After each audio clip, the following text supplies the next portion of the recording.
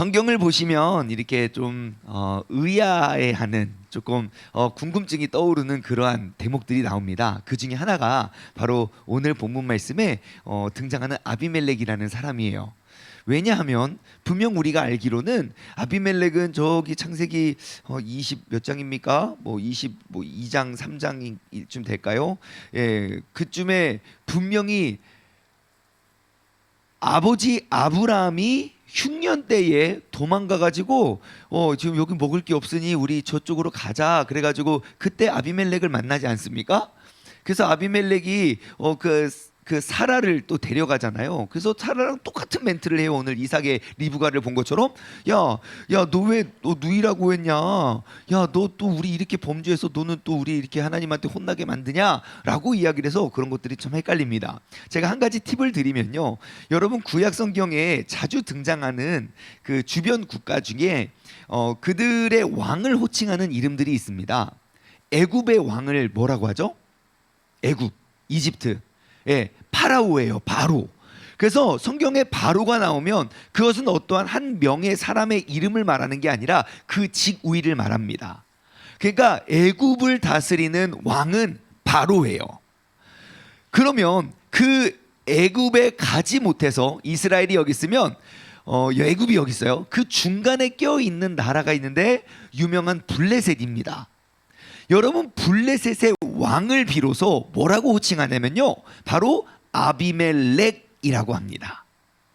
그래서 아비멜렉은 사람의 이름이 아니고요, 아비멜렉은 그 블레셋 나라의 왕의 직위, 그 왕을 아비멜렉이라고 하는 거예요. 그래서 아브라함 때의 아비멜렉과 지금 이삭 때의 아비멜렉은 다른 사람입니다. 더욱이 아브라함은 굉장히 장수했어요.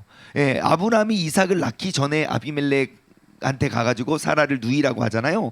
그런데 아브라함은 또 175세까지 살았기 때문에 그 왕이 그렇게 오래 살 리도 없고, 그래서 그 아비멜렉과 이 아비멜렉은 다르고, 아비멜렉이라 하는 칭호는 블레셋 나라의 왕을 아비멜렉이라고 한다는 사실을 여러분 기억하시기 바랍니다. 한 가지 이제 말씀의 묵상의 팁입니다.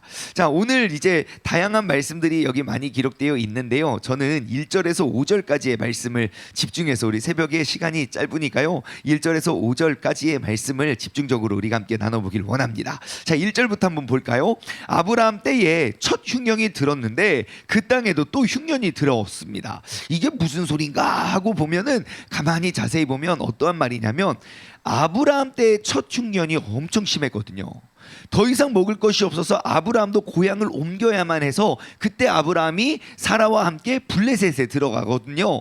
그런데 더 중요한 사실은 그 첫 흉년 때 블레셋에 도망가다가 아내를 누이라고 합니다. 근데 오늘 본문에 그때의 그 이미지와 너무 똑같은 상황이어서 아마 그래서 이 모세는 이 문장을 이렇게 기록하지 않았을까, 그때를 회상해서. 그러면 아브라함 때에 첫 흉년이 들었는데 그때만큼의 흉년, 그러니까 그 정도로 극심하고 어려웠던 흉년, 그리고 그때 있었던 그 사건이 뭔가 연관되는 그때에 지금 이삭이 머물고 있는 그 땅에도 또 흉년이 들은 거예요. 아시겠죠? 그때 그 흉년이 지금 여기 또 들었어요. 그래서 이삭이 그랄로 가서 블레셋 왕 아비멜렉에게 이르렀습니다. 최종 목적지는 애굽이었어요. 그래서 지금 이제 예루살렘 지역이죠. 그 밑에 쪽에 이제 지금 이삭이 있다가, 그리고 거기서 지나서 블레셋을 지나서 원래 애굽은 항상 이제 잘 사는 나라이니까 애굽으로 향하는 그런 길이었어요. 그런데 여기서 또 사람들이 이러한 이제 학자들이 또 연구를 하잖아요. 왜 자꾸 이렇게 저기 이스라엘 사람들 이렇게 오면은, 예루살렘 출신의 사람들이 오면 왜 이렇게 다 이렇게 막 너무 예쁘고 막 그래가지고 그러느냐라고 추측을 하는 것 중에 하나는, 지금 블레셋과 그리고 애굽, 이집트는 아프리카 대륙이잖아요. 그리고 이스라엘 이쪽은 또 아시아 대륙이잖아요. 그래서 이게 피부가 검은 사람들이 살고 있는데 피부 뽀얀 여자가 이렇게 샥 들어오면은 막 그래서 그랬다는 추측도 있습니다. 아직 몰라요. 정확한 건 아니지만 학자들은 또 이렇게 생각한다고 해요. 자, 아무튼 중요한 건 이삭이 그랄로 가서 블레셋의 왕이었던 아비멜렉에게로 이르니까 하나님께서 뭐라고 하냐면 2절 여호와께서 이삭에게 나타나십니다. 여호와께서 이삭에게 나타나서 뭐라고 하냐면요, 야, 애굽으로 내려가지 말고 내가 너에게 지시하는 땅에 거주해라 그래요. 그러면서 또 이야기를 하십니다. 이 땅에 거류하면 내가 너와 함께 있어 내게 복을 주겠고 내가 이 모든 땅을 너와 내 자손에게 주겠고 내가 내 아버지 아브라함에게 맹세한 것을 이루겠고 내 자손을 하늘의 별과 같이 번성하게 하며 이 땅의 모든 내 자손에게 주리니 내 자손으로 말미암아 천하 만민이 복을 받으리라. 아멘. 이 이야기 어디서 많이 들었던 이야기 아닙니까? 누가 누구에게 약속한 거죠? 하나님께서 아브라함에게. 근데 그 약속을 아브라함의 아들 이삭은 언제 받지요? 지금 이 약속을 하나님으로부터 직접 받는 지금 시기가 언제입니까? 뭐 할 때? 첫 흉년이 들었을 때요. 하나님의 약속의 말씀이 들려올 때가 언제입니까? 흉년의 때라는 거예요. 내 인생에 내가 하고 싶은 거, 내가 그냥 이루고 싶은 거를 다 누릴 때가 아니라 내 인생에 흉년이, 극심한 흉년이 들어서 내가 머물 곳에서 먹고 살 것이 없어. 내가 그 흉년을 극복하기 위해서 이동을 할 그때에 하나님의 말씀이 들려온다는 거예요. 여러분, 구약 성경을 아무리 우리가 이렇게 구약 성경에 나오는 인물들을 우리가 이렇게 돌아보고 생각해보고 이렇게 연구해 보면요, 봐도 정말 그 극심한 흉년의 때에, 그리고 우리가 뭐 광야에 이르렀을 때, 혹은 뭐 20년 동안 기도하는 기도의 제목들이 있었을 때에 바로 그때 하나님께서는 우리에게 말씀하여 주신다는 사실을 우리는 깨닫게 됩니다. 그러므로 이러한 하나님을 우리가 안다면 내 인생의 흉년이 그냥 고단한 흉년, 그냥 고난의 터널, 그것으로만 봐서는 안 된다는 거죠. 왜요? 분명히 이 흉년의 때에 하나님의 약속이 내게 들려지기 때문이죠. 그러면 우리가 믿음이 없는 사람과 같이 사는 것이 아니라 우리가 믿음의 사람이라면 이제는 우리의 마음의 눈을 믿음의 눈을 떠서 하나님께서 내 삶의 그런 흉년 가운데 말씀하여 주시는 그 주님의 말씀의 은혜를 우리가 기대하고 사모하는 것은 믿음의 사람의 올바른 삶의 모습이 아닐까 싶습니다. 그래서 이 축복의 말씀이 바로 그 흉년의 때에 들려오게 됩니다. 그것은 이제 아버지 아브라함과 약속했던 약속의 언약이 아니라 이제는 나 이삭과 하나님과의 언약인 거예요. 그것이 아버지에게 전해 들은 그러한 신앙이 아니라 내가 주님께 직접 들은 음성이라는 거예요.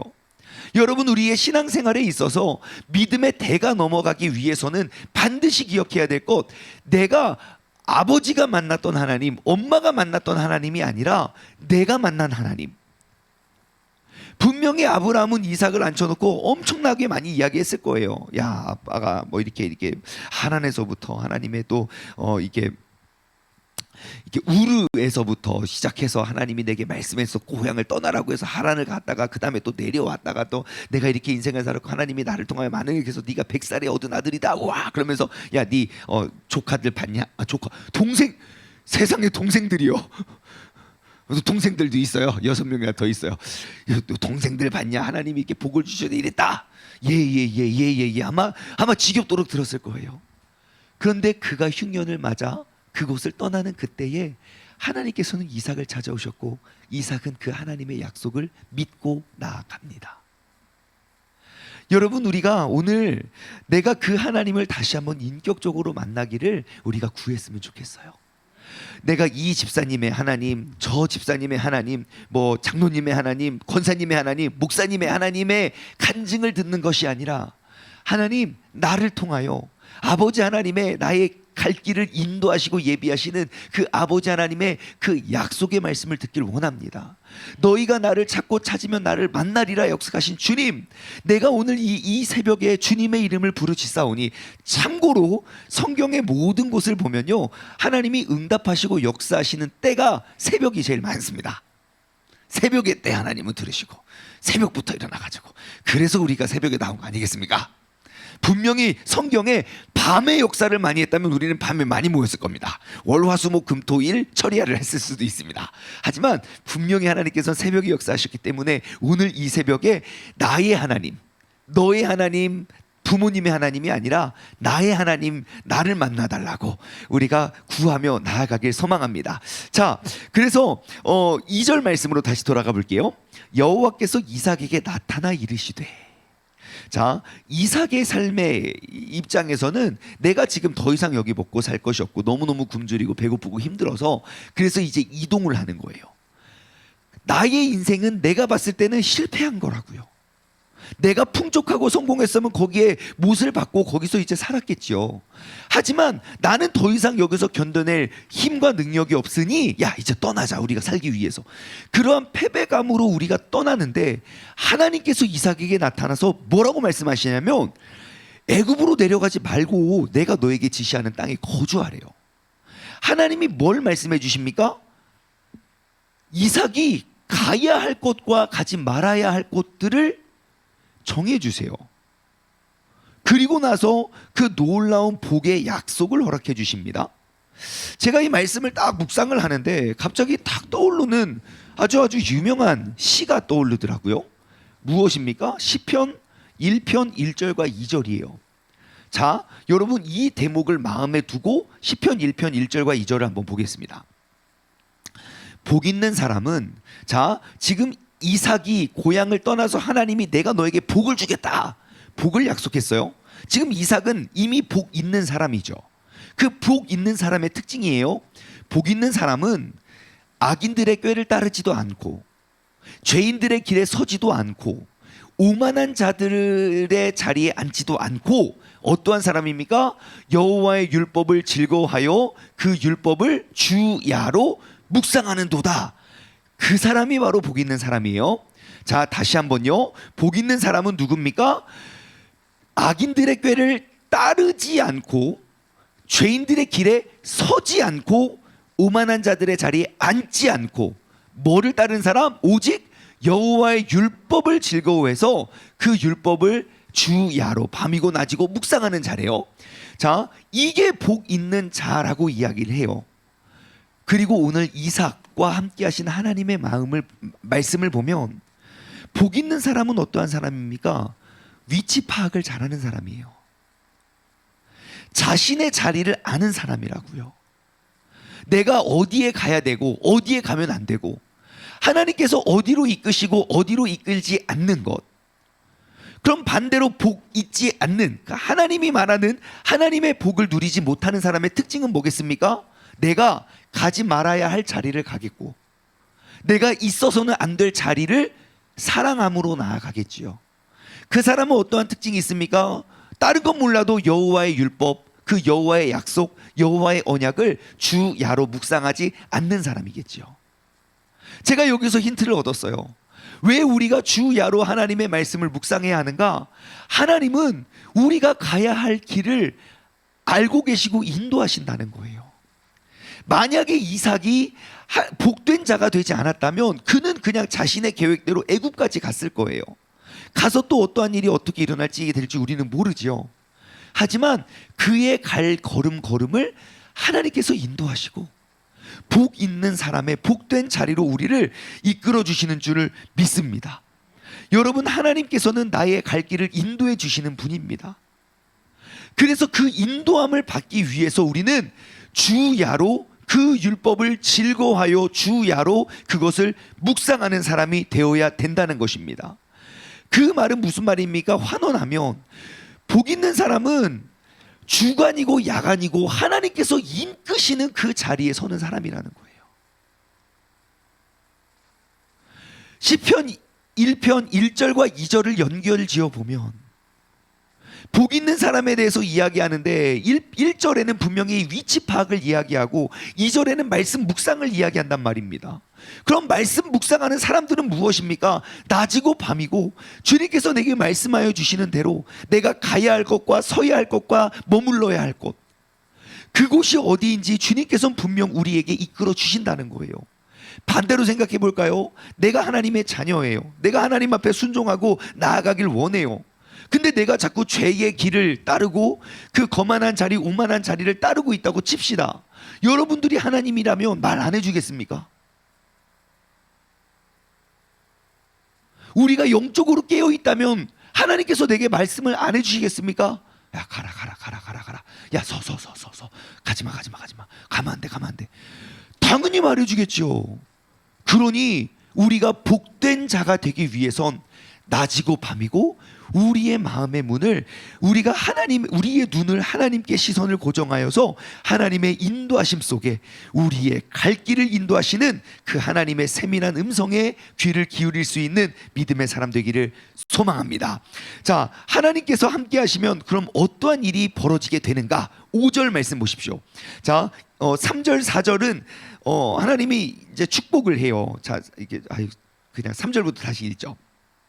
자, 야, 너 내가 지시하는 땅에 거주해. 너가 만약에 이 땅에 거주하면 내가 너와 함께 있겠고 너에게 복을 주겠고 이 땅 모든 자손을 너와 내 자손에게 주겠고 내가 내 아버지 하나님에게 맹세한 것을 이루겠고 내 자손을 별과 같이 많게 번성하게 하며 이 모든 땅을 내 자손에게 주겠고 내 자손으로 말미암아 천하 만민이 복을 받았다.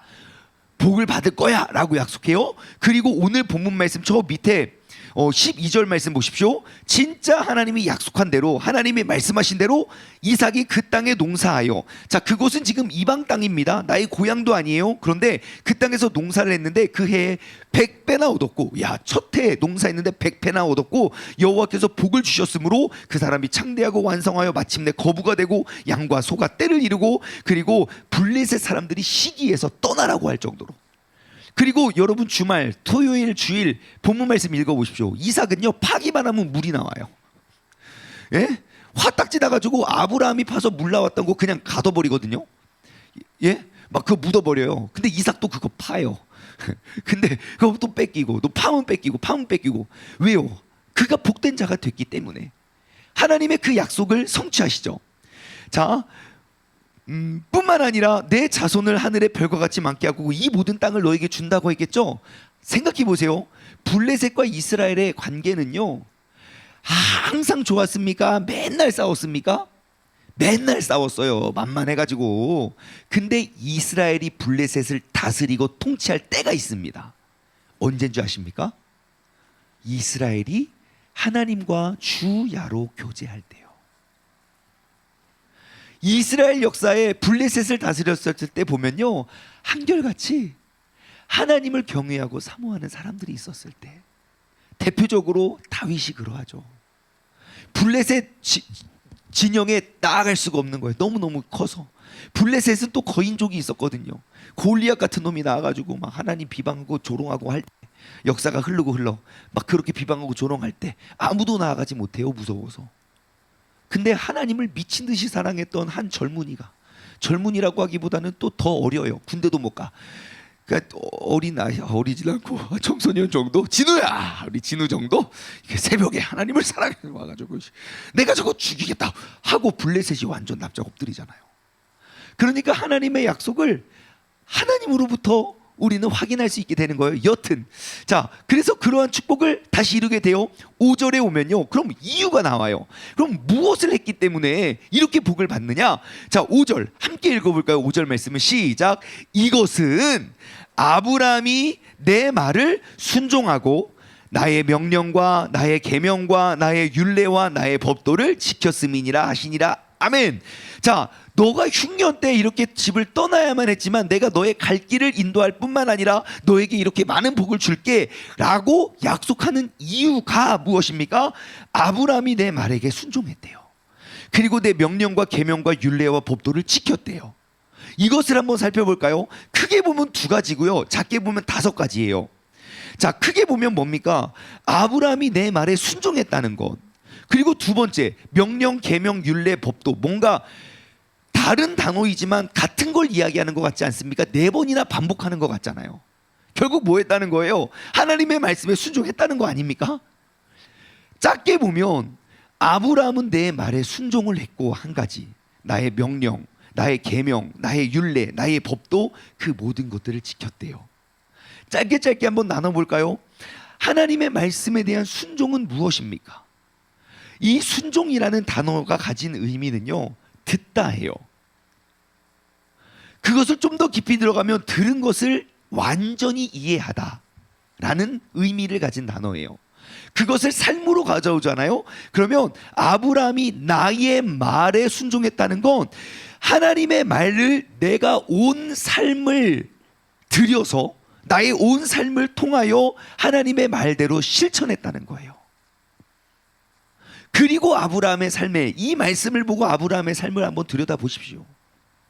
75세가 됐어요. 떠나라면 떠나요. 100세가 됐어요. 자식을 낳으라면 낳아요. 그리고 그거 길려놨더니 죽이래요. 또 이른 새벽에 일어나서 걔 끌고 가요. 3일 동안.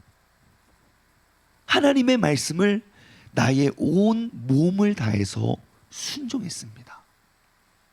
오늘날 하나님께서, 하나님의 시선과 관심은 어디에 있겠습니까?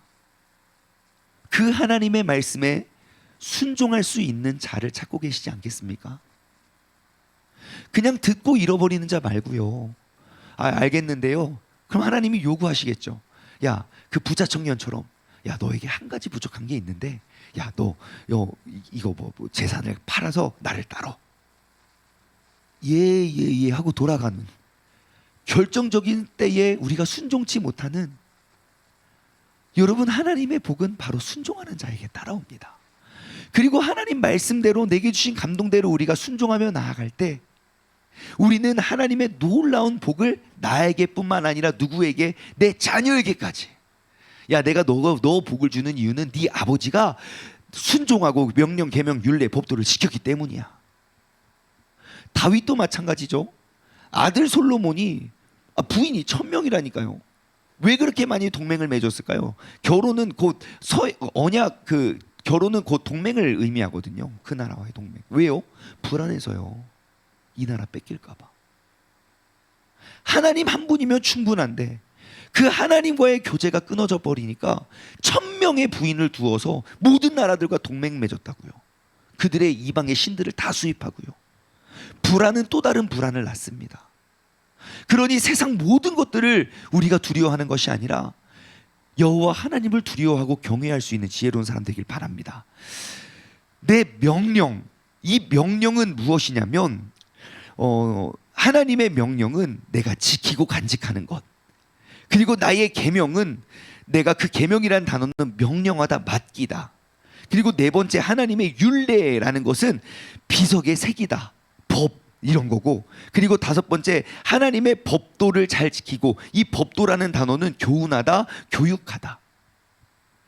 그러한 모든 것들을 나의 삶을 다해서 나의 갈 길을 다가도록 주님께서 인도하시니 내가 무슨 일을 만나든지 만서형통하겠다 고백하며 나아갈 수 있는 저와 여러분 되기를 주님의 이름으로 간절히 소망합니다. 저는 오늘 말씀을 준비하는 내내 마음속에 떠오르는 찬양이 딱 하나 있었어요. 오늘 금요일이니까요, 우리 결단 찬양처럼 나의 갈 길을 다가도록 예수님이 인도하시니 내가 무슨 일을 만나든지 만사형통하겠습니다. 내가 무슨 일을 만나든지 만사형통하겠습니다. 우리 찬양하고 결단함으로 우리가 하나님께 모든 삶을, 모든 걸음을 주님께 맡겼으면 좋겠습니다.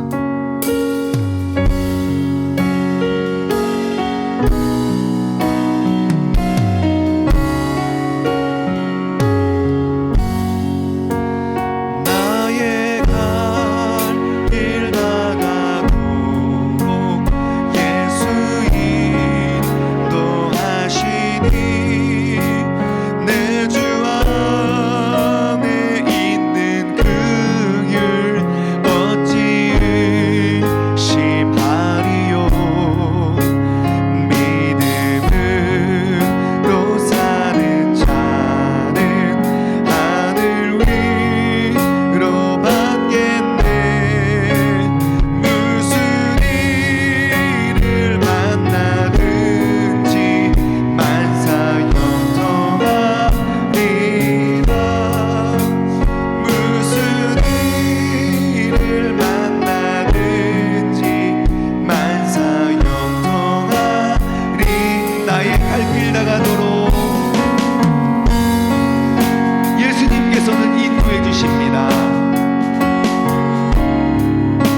내가 어려운 일을 당할 때에도 족한 은혜를 주시고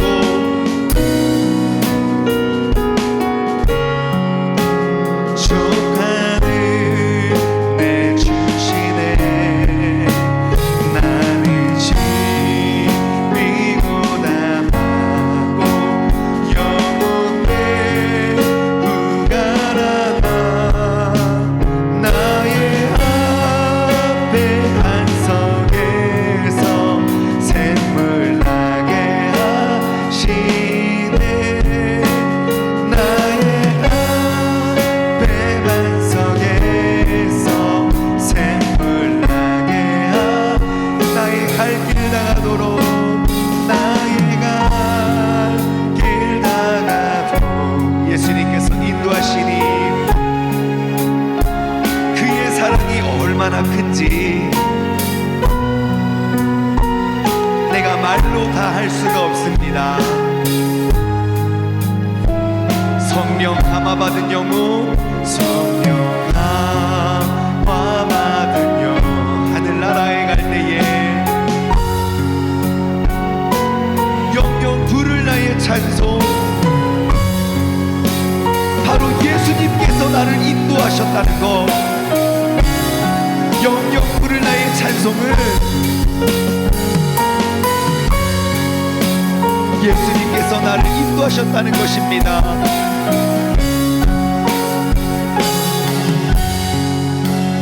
여러분 예수님은 우리의 갈 길을 인도하시는 분이에요. 우리를 왜 이 새벽에 부르고 깨워서 이끌어 주셨겠습니까? 우리가 거해야 할 그 천국에 이르르기 위해서 우리의 발걸음을 인도해 주시기 위함입니다. 분명히 우리가 서야 할 곳과 멈춰야 할 곳, 우리가 가야 할 곳과 가지 말아야 할 곳, 그 주님의 인도하심을 받는 자가 복된 자가 되는 줄 믿습니다. 오늘 이 시간 우리가 함께 기도하며 나아갈 때 주님, 내가 영영 부를 나의 찬송은 예수님께서 나의 삶을 인도하셨다는 사실이 되길 원합니다. 영영 부를 나의 찬송, 내가 예수님께서 인도하셨다는 그러한 고백의 주인공 되길 원합니다. 우리 다 같이 두 손을 번쩍 들고 주님의 이름을 세 번 힘차게 부르짖고 합심하여 기도하시다가 자유롭게 돌아가시기 바랍니다. 함께 기도하겠습니다. 주여